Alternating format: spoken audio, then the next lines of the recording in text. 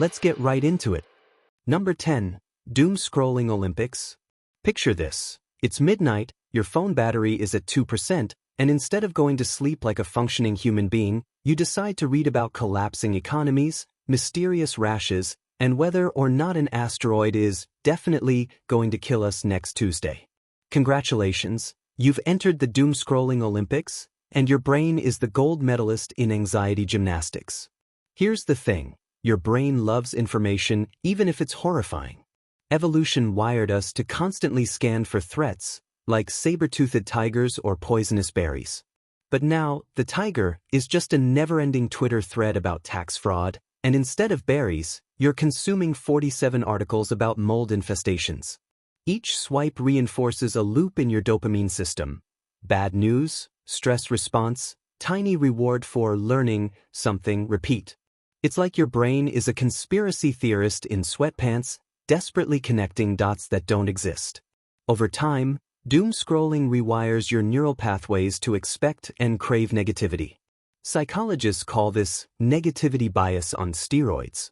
Your amygdala, the brain's fear center, basically becomes a ripped bodybuilder, flexing every time you open a news app. And then, when you're away from your phone, you feel jittery, like you're missing something catastrophic. Spoiler, you're not. The asteroid didn't show up. Basically, doom-scrolling is your brain's way of saying, why not marinate in existential dread for a while? It's self-care but evil. Number 9. Shower TED Talks. Ever caught yourself delivering a flawless, award-winning TED Talk in the shower? You're pacing back and forth, shampoo foam dripping down your face, passionately explaining why raccoons are secretly running the government. In your head, it's a standing ovation. This habit, as ridiculous as it looks, is actually your brain rehearsing. Psychologists call it simulation theory. Basically, your mind loves to practice scenarios, even fake ones, to prepare for future encounters. Except instead of useful rehearsals like how to ask for a raise, you're passionately dismantling pineapple on pizza arguments to imaginary critics.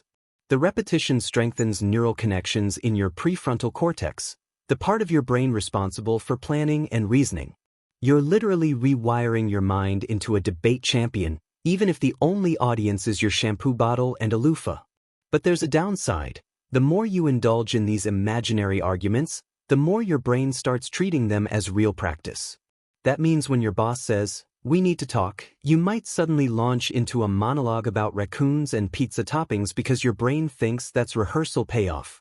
So yes, those shower TED Talks are technically sharpening your cognition, but they're also why you'll end up telling your dentist how you'd solve the Roman Empire's collapse while he's just asking you to spit. Number 8. Memory graveyard scrolling. You know that thing where you scroll back through your old photos at 2 a.m.? You're not even looking for anything specific, you're just haunting your own digital museum, cringing at hairstyles you thought were edgy and captions that read like knockoff fortune cookies. New beginnings, what were you even beginning? Here's the science. Nostalgia is basically dopamine mixed with regret. Your hippocampus, which handles memory, loves to reactivate old neural pathways like reruns of a bad sitcom. Every photo re-triggers the emotions you had at the time. It's emotional time travel, but instead of visiting dinosaurs or ancient Rome, you're stuck reliving the time you wore a fedora to prom. This habit reshapes how your brain encodes self-narratives. You're constantly re-editing your autobiography in real time, sometimes inflating old events into defining moments, other times scrubbing out embarrassing ones. Neuroscientists call it reconsolidation. Memories aren't static, they're like Google Docs, always editable. The more you revisit them, the more your brain tweaks them, and the less reliable they become. So yeah, that's why you're 100% sure your epic high school road trip included a stop at Waffle House, even though your friends swear you've never stepped foot in one. Your brain's been gaslighting you with Photoshop edits. Basically, scrolling your memory graveyard doesn't just make you cringe, it's slowly rewriting your personal reality. Congratulations, you're the unreliable narrator of your own life. Number 7. The phantom vibration syndrome. You swear your phone just buzzed. You felt it. The little shake in your pocket, the tiny ping of urgency. But when you check, Nothing. Not a single text, not even a scammer asking if you still sell your dog. Congratulations, you've officially developed phantom vibration syndrome, your nervous system's favorite party trick. Here's what's happening. Your brain has been rewired by constant notifications. It's like a dog that jumps every time it hears a chip bag because it might mean food. Your sensory neurons get so used to vibrations that they start firing even when nothing's happening. Basically, your spinal cord is cosplaying as an overcaffeinated intern, spamming your awareness with false alarms just in case. The more this happens, the stronger those false alarm pathways get. It's a feedback loop. You check your phone, get a tiny dopamine hit, and your brain decides, oh cool, let's hallucinate vibrations 24/7 so we don't miss anything. Over time, you're training yourself into a Pavlovian nightmare, jumping at invisible ghosts like some sort of anxious Victorian child. The kicker?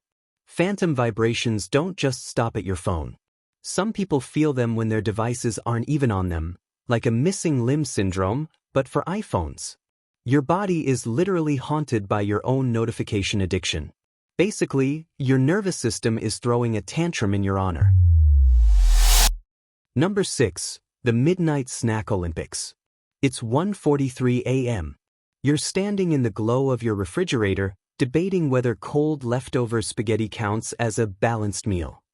It doesn't, but your brain isn't in logic mode, it's in full goblin mode.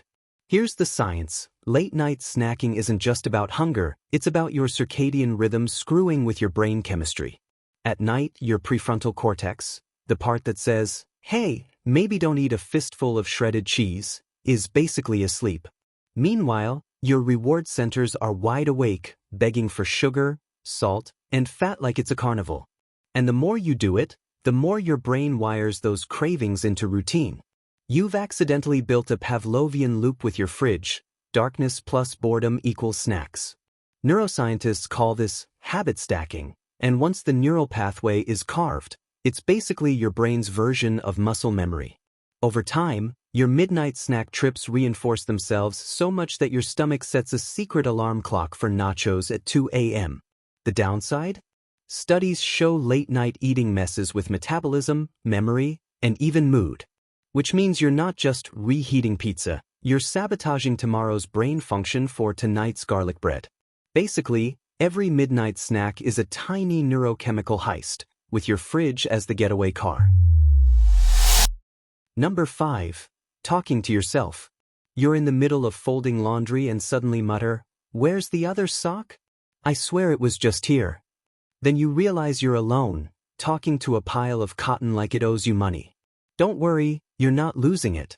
You're just giving your brain a pep talk in surround sound. Psychologists call this self-directed speech, and it's actually a cognitive tool. By verbalizing your thoughts, you're organizing them in real time. It's like debugging code, but the code is your messy human existence.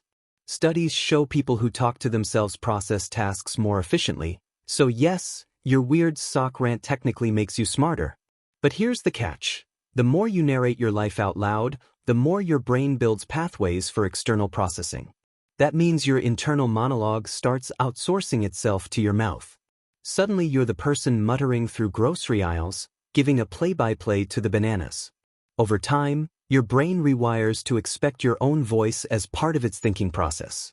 Which is why, when you don't talk to yourself, things can feel oddly fuzzy. It's like your brain's waiting for the color commentary to kick in. Basically, you've turned yourself into your own podcast host. Unfortunately, no one's subscribing. Number 4. Multitasking brain melt.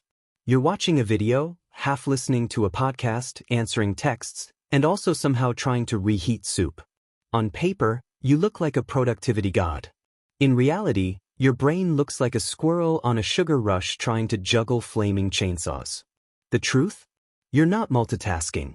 You're rapid task switching, which is just a fancy way of saying your brain is frantically sprinting between different tasks and dropping IQ points with every switch. Neuroscientists have measured it. Every time you swap tasks, your brain takes a cognitive hit, and your prefrontal cortex starts wheezing like an old vacuum cleaner. Over time, this habit literally reshapes your brain's efficiency. Instead of building deep, focused pathways, which are like sturdy highways, you carve out chaotic little dirt roads everywhere. So when you actually need to concentrate, your brain is like, sorry, we don't do highways anymore, we only do tiny goat trails that lead nowhere. And the kicker? Studies show chronic multitaskers are worse at filtering distractions, worse at remembering information, and worse at staying organized. Basically, by trying to do everything at once, you've trained your brain to be bad at everything. So yeah, congratulations, you've turned your brain into an open browser with 67 tabs running, all of them frozen, and the music's still playing from somewhere. Number 3. Constant playlist living. There's a soundtrack in your life. You know it. Cooking? Throw on lo-fi beats. Cleaning? Crank up some throwback pop. Existential crisis at 3 p.m.? Sad piano time. Music isn't just background noise, it's a neural remodeling project. When you constantly live with music in your ears, your brain adapts. The auditory cortex gets hyper-attuned, basically saying, we're always in concert mode now. This rewiring strengthens emotional recall too. Songs get welded to specific memories like mental duct tape. That's why one random Taylor Swift track can teleport you back to the exact smell of your high school gym. But here's the sneaky part. Your brain gets used to external regulation of mood. Instead of generating motivation or calmness internally, you start outsourcing it to Spotify.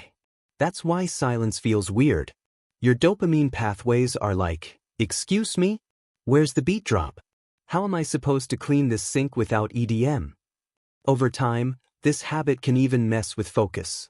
Studies show people who rely on background music for tasks often struggle to concentrate in silence because their brain associates productivity with auditory stimulation. Translation: you've conditioned yourself to need a hype man just to send an email. Basically, your life's a movie, but your brain's the underpaid sound engineer losing its grip. Number 2. The endless to-do list spiral. You've got a list. Oh, you've got a list. Groceries, bills, projects, random goals like learn Italian, and finally fix the drawer. You cross off one thing, feel accomplished for 2 seconds, then immediately add 5 more. Congratulations, you're stuck in the to-do list spiral, and your brain loves it. Here's why. Lists trigger dopamine every time you check something off. It's the same neurochemical rush as leveling up in a video game, except instead of slaying dragons, you're buying detergent. Your brain wires itself to crave that tiny hit, which is why you sometimes add things you've already done, just to check them off. Brush teeth done. Professional hero status unlocked. But the flip side? The more you rely on lists, the less your brain practices natural recall. You outsource memory to paper or apps, which weakens your hippocampus over time. Plus, if your list is never-ending, your brain starts associating it with stress instead of accomplishment. That's why you lie awake at night thinking about unfinished bullet points like they're ghosts haunting your productivity. Basically, you've turned your life into a quest log, except there's no final boss, just laundry. Number 1. The comfort zone trap. You know that feeling when you tell yourself, I'll totally try new things, someday, while ordering the exact same takeout, watching the same shows, and sitting in your butt-shaped dent on the couch? Yeah, that's the comfort zone trap, your brain's favorite lazy boy recliner. Here's the deal, your brain loves predictability. It's cheaper, energy-wise. Familiar routines keep your nervous system chill because there's no threat in, say, rewatching The Office for the 13th time. Every time you avoid something new, you reinforce neural pathways that scream, stay safe, stay familiar, don't risk embarrassment or, God forbid, mild discomfort. Over months or years, that wiring gets stronger and your tolerance for novelty shrinks. The problem? Growth only happens in discomfort. Psychologists call it the optimal anxiety zone, where your brain is challenged but not overwhelmed. If you never leave your comfort zone, you're basically depriving your brain of new circuitry. You're telling your neurons, nah, we're good with reruns, while they're sitting there itching for fresh synaptic connections like bored toddlers with crayons. The irony is that the longer you stay in your comfort zone, the scarier it feels to leave it. That yoga class you skipped once becomes an Everest-level challenge after a year. It's like your brain is slowly building an electric fence around your routine, and every time you touch it, zap, instant anxiety. Basically, you're training your brain to be allergic to growth. Comfort feels safe, but it's really just long-term shrinkage disguised as cozy. That's all for today. I'll be making similar videos in the future. Subscribe to see them.